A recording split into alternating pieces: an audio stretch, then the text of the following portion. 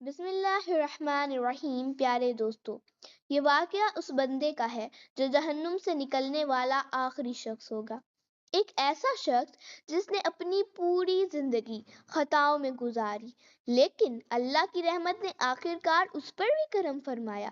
رسول اکرم فرماتے ہیں کہ ایک شخص جہنم سے نکلے گا، رینگتا ہوا، گھسٹتا ہوا۔ اس کے بدن پر آگ کے نشاں ہوں گے، چہرہ جھلس چکا ہوگا، مگر دل میں ایک ہی امید باقی ہوگی کہ شاید اللہ اسے بھی معاف کر دے۔ اللہ تعالیٰ اس بندے کو پکارے گا اور فرمائے گا، میرے بندے جا، جنت میں داخل ہو جا۔ وہ شخص تھکا ہوا ناتوانسا کہے گا، اے رب، جنت تو بھری ہوئی ہے، میں کہاں جاؤں؟ اللہ تعالیٰ فرمائے گا، جا میرے بندے، تیرے لیے وہاں جگہ ہے۔ وہ دوبارہ جنت کی طرف رخ کرے گا، لیکن جب وہ جنت کے دروازے کے قریب پہنچے گا تو اسے لگے گا کہ ہر طرف بھرا ہوا ہے۔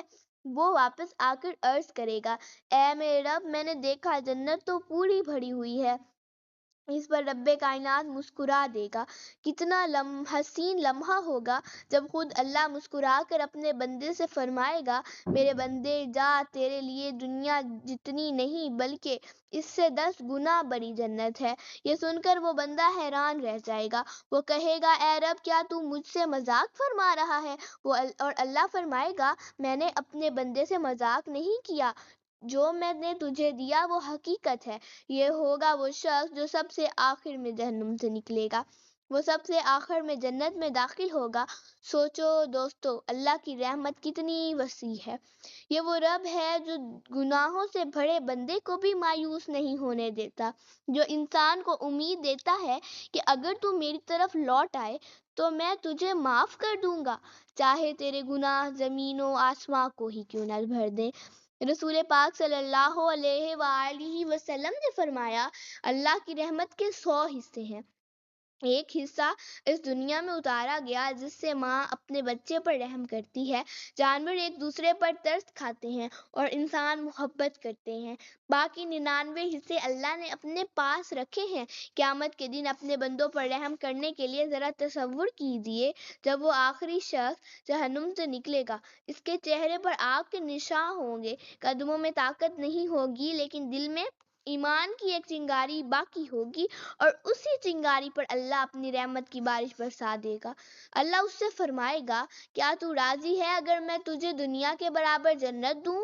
وہ کہے گا، اے رب، تو بادشاہوں کا بادشاہ ہے، میرے جیسے گناہ گار کو اتنا انعام؟